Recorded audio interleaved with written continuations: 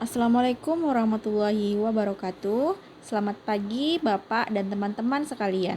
Kami dari kelompok 3 di sini akan menjelaskan tentang definisi sejarah maritim. Sebelum itu, perkenalkan kelompok kami. Yang pertama ada Amelia Liana Dewi, Tyson Julindo, dan Nur Afni Oktavia. Baik, yang pertama akan dijelaskan oleh Tyson Julindo. Assalamualaikum warahmatullahi wabarakatuh. Selamat pagi teman-teman semuanya. Perkenalkan, nama saya Tyson Julindo. Nah, di sini saya akan membahas mengenai peristiwa dan aktivitas manusia di masa lalu yang tentunya berkaitan dengan laut gitu.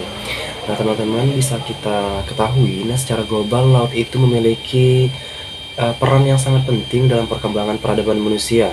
Laut menjadi jalur utama perdagangan internasional yang menghubungkan berbagai benua dan memungkinkan terjadinya pertukaran barang, agama, budaya, dan teknologi. Nah, pada masa penjelajahan samudra pada abad ke-15 dan ke-16, tokoh seperti Christopher Columbus dan Ferdinand Magellan membuka jalur pelayaran baru yang kemudian membentuk jaringan perdagangan dunia. Penguasaan laut juga menjadi simbol kekuatan politik dan militer suatu negara karena melalui lautlah ekspansi wilayah kolonialisme serta peperangan antar bangsa sering terjadi. Nah, kalau kita kaji dalam konteks nasional Indonesia, laut memiliki arti yang sangat strategis karena Indonesia merupakan negara kepulauan, negara yang terdiri dari pulau-pulau. Nah, sejak masa kerajaan, kekuatan maritim telah menjadi dasar kejayaan seperti yang terlihat pada Kerajaan Sriwijaya yang menguasai jalur perdagangan Selat Malaka dan Kerajaan Majapahit yang memiliki armada laut yang kuat untuk memperluas pengaruhnya. Kemudian pada masa kolonial, pengusaha jalur laut oleh VOC menjadi awal dominasi Belanda di Nusantara. Nah, hingga kini laut itu tetap menjadi sumber daya penting bagi perekonomian nasional melalui sektor perikanan, pelayaran, serta perdagangan antar pulau.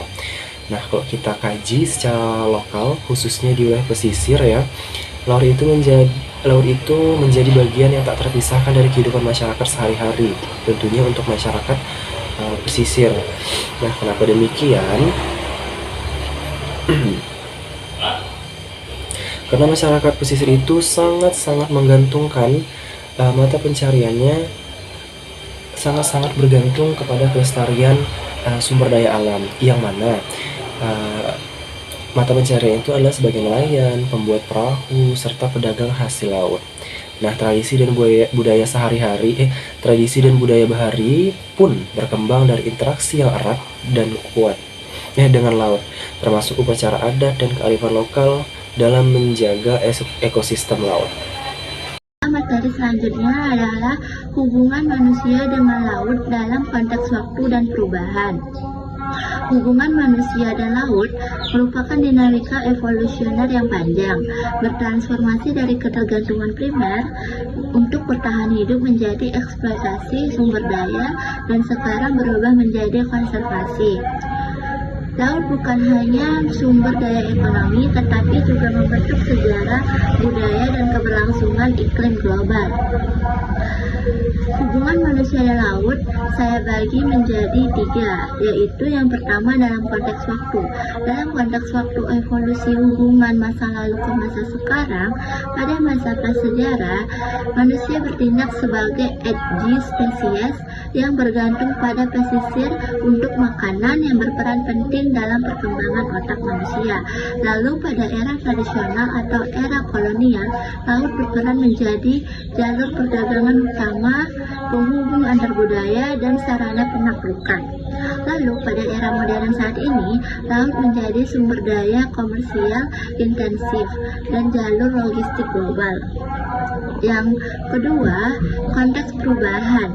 Dampak dan krisis perubahan pola hubungan dengan manusia dengan laut didorong oleh aktivitas antropogenik atau manusia yang mengakibatkan pemanasan dan pengasaman laut. Lautan menyerap lebih dari 93% panas dan emisi gas rumah kaca sejak 1975. Dan ini menyebabkan gelombang panas laut, lalu juga menyebabkan kenaikan permukaan air laut yaitu pencairan es dan pemanasan permukaan laut naik dan mempercepat erosi pantai. Lalu, eksploitasi berlebihan yang menyebabkan kesehatan laut memburuk dan akibat penangkapan ikan berlebih. Yang terakhir, pergeseran paradigma. Dari eksploitasi ke konservasi, manusia kini menyadari bahwa hubungan eksploitatif tidak berkelanjutan. Konteks waktu saat ini menuntut perubahan mitigasi. Yang selanjutnya, mitigasi iklim. Laut dipandang sebagai penyangga karbon sebesar 38.000 miliar ton karbon. Adaptasi nelayan. Perubahan pola tangkap diperlukan sebagai bentuk adaptasi terhadap perubahan iklim. Nah, segitu saja materi dari saya. Selanjutnya saya serahkan kembali ke moderator. Baik, saya Nur Afni Oktavia akan melanjutkan materi yang ketiga, yaitu adalah peran laut dalam perkembangan pelayaran, peran laut dalam perdagangan, dan peran laut dalam kehidupan masyarakat. Yang pertama, kita masuk ke dalam perkembangan pelayaran. Jadi, peran laut dalam perkembangan pelayaran itu yang pertama, laut menjadi jalur utama transportasi sejak zaman kuno, terutama sebelum adanya jalan darat dan udara yang maju. Yang kedua, laut memungkinkan manusia menjelajah wilayah baru dan menghubungkan pulau-pulau serta benua. Yang ketiga, munculnya teknologi perahu dan kapal berkembang karena kebutuhan berlayar di laut. Yang keempat, bangsa-bangsa maritim seperti di wilayah kepulauan itu sangat tergantung pada laut untuk mobilitas dan komunikasi. Kita masuk ke yang kedua adalah peran laut dalam perdagangan. Peran laut dalam perdagangan yang pertama adalah laut berperan sebagai jalur internasional dan regional. Yang kedua, peran laut dalam perdagangan itu adalah barang dagangan seperti rempah-rempah, hasil tambang, hasil laut itu diangkut dalam jumlah besar dengan biaya yang lebih murah apabila melewati laut. Yang ketiga, itu pelabuhan berkembang menjadi pusat ekonomi dan pertemuan budaya. Yang keempat, terbentuknya jaringan perdagangan antar daerah dan antar negara yang mendorong pertumbuhan kota-kota di wilayah sekitar pesisir. Kita masuk ke poin yang ketiga, yaitu peran laut dalam kehidupan masyarakat. Yang pertama adalah bagi masyarakat pesisir dan kepulauan, laut adalah sumber kehidupan. Karena di laut ini mereka bisa mendapatkan makanan, bisa mendapatkan perekonomian dan lain sebagainya. Yang kedua, menjadi sumber mata pencarian. Jadi bagi masyarakat di pesisir seperti mereka itu bekerja sebagai nelayan, pelaut, pedagang, dan pembuat kapal. Lalu yang ketiga, laut itu berperan menyediakan sumber pangan seperti ikan dan hasil laut lainnya. Lalu selanjutnya, peran laut adalah membentuk budaya dan tradisi maritim seperti upacara laut, kepercayaan, dan kearifan lokal.